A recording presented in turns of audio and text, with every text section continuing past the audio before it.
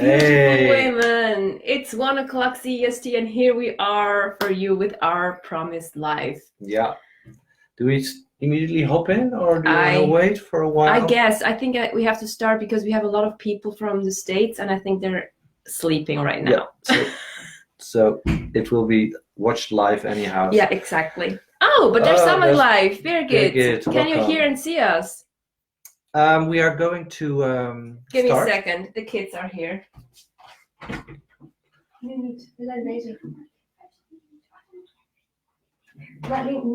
moet je wachten, Lee. Even wachten.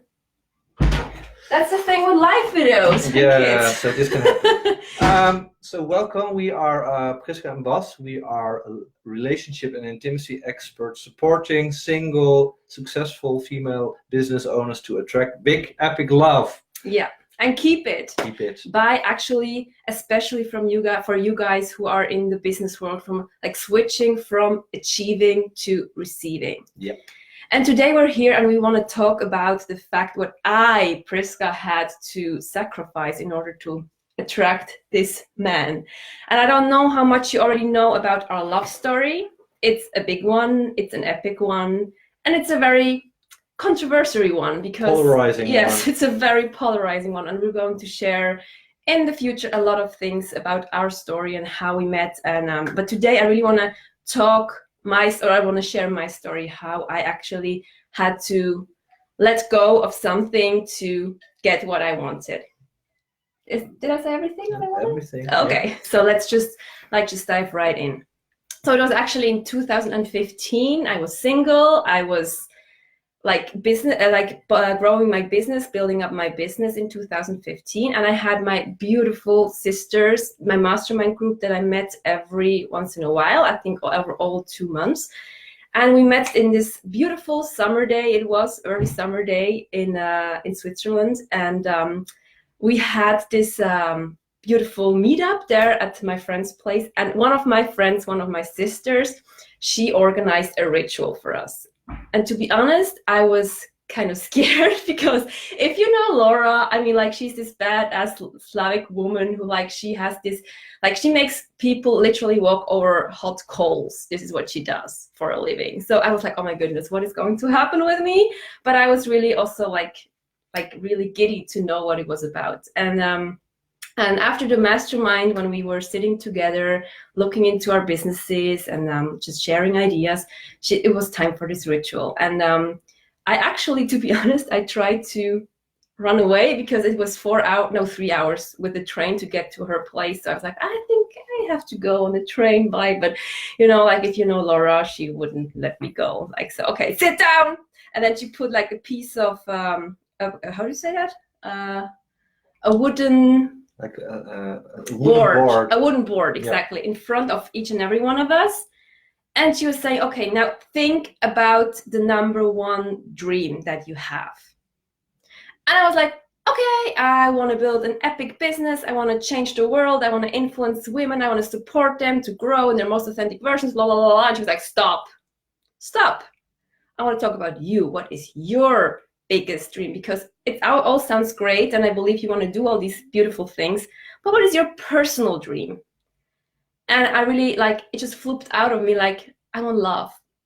And in a second I said it, I felt so much shame about this, so much guilt about this, because I felt, oh my goodness, am I just one of these women, you know, who need a man in their life to, like, be happy and to live the life they want to live? And I really felt so ashamed to even say it out loud. And she's like, great, go with that. And I said, okay. And then she asked to write us down on this wooden board all the things, all the blockages, all the beliefs we had that kept us from getting this dream, from getting what we wanted. And oh my goodness, I really felt so embarrassed because I wrote it all down, and it was like, there were so many old stories about, you know, you cannot have it all. Like, who are you to have this kind of love? Or, you know, he will distract you. You will, like, fail your life's mission. You will, like, you cannot be rich and you cannot have the guy at the same time. And like all these voices that actually kept me small over so many years. And I have been working for a long time on this. Mm-hmm. I mean, like, I have been doing this for years. But it's always there again, and of course it's all in layers. But so okay, I put it all on this board, of this wooden board of shame. I really felt like, oh, so I don't want that. And then we had to go down to the riverside, and she put up some kind of a rack, 2 racks. Is this the right word? A rack where you put something on. Yeah. I think it's a rack. And I had to put this wooden board on it, and she's like, okay. And I already knew what was going to happen. And I tried to bail out once more, like, I think I have to go on a train. But okay, I thought like, okay, let's do that. And she's like, okay, you have to hit with your hand, with your hand side. This side of the hand. Exactly, not with the fist, but really with this hand, bam, through that wooden board. And you have to imagine that under this wooden board, there lies your dream. And this is where you want to go. Don't even think about that board. Don't think about all the resistance. Don't think about all these beliefs, these false beliefs that keep you from getting what you want. And it was so interesting. While she was talking, there was something arising in me, like really like, whoa, I really felt this wild woman energy arising in my chest and my belly. And I have no clue how long it took me, but at one moment I was like screaming like, bah! And I was just hitting that board. And I literally say I didn't even feel that there was a board. And it was like this thick. Yeah. It was not just like, this tiny little thin, thick like board. It was a thick board. I hit through it. And it was so emotional because afterwards Laura came and hugged me and said, this is how much you love. And I think you're going to have a big, epic love. And you will believe me or not, the next day, Boss befriended me on Facebook. And that was the start of it all. That was the start of it all, yes. So I really had to sacrifice this idea of it's shameful to want love. Yeah. It's shameful to want a man, especially for women, like we have or a woman, by the way. Yeah, we have of course. We have talked to many women, and this is really one of the major beliefs that they have, that being somehow wanting love makes you dependent on the guy or the girl. And this, like, in our youth or during our life, we all build up stories. We have a whole archive of stories based on and influenced by how we have been brought up, the education we had, our friends, all the experiences that happened in our lives, in relationships, but also in connection with other people. And these stories really, if you believe and live these stories, then it also happens outside. Like the universal law, as within, so without, this really happens. So if you keep attached to these stories, then nothing will happen. You will actually get the same that you believe in. So it's so incredibly important to really look into your beliefs and really start working on them. And that's not an easy thing. No, because beliefs have been built up over years and years and decades, and I don't know how long. So it's not easy to look at it and it's gone. It would be cool if it would be like that. The same with the hacking through the board that Priska did. This was actually the cherry on the top. This, and the work already had been done before. And rituals are very, very, very powerful tools to really, how do you say that? Power boost through a belief. Yeah, it's a bold statement to the universe, actually, to say you really mean it. Yeah. And I'm forever grateful to Laura for that she kept me doing it, because I really felt like this part was still stuck there somehow.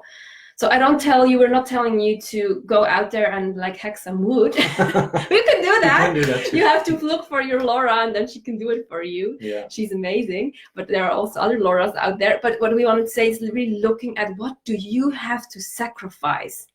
And sometimes it feels like a sacrifice, because I felt really bad that day. I mean, like that moment when I realized, man, I'm actually the woman who wants love. And as silly as it sounds to me today, because I think it's the most beautiful thing to want love and to share love, and because also what it did to my business was a whole different story. This was my boost of my business, this connection, but this is a total different story.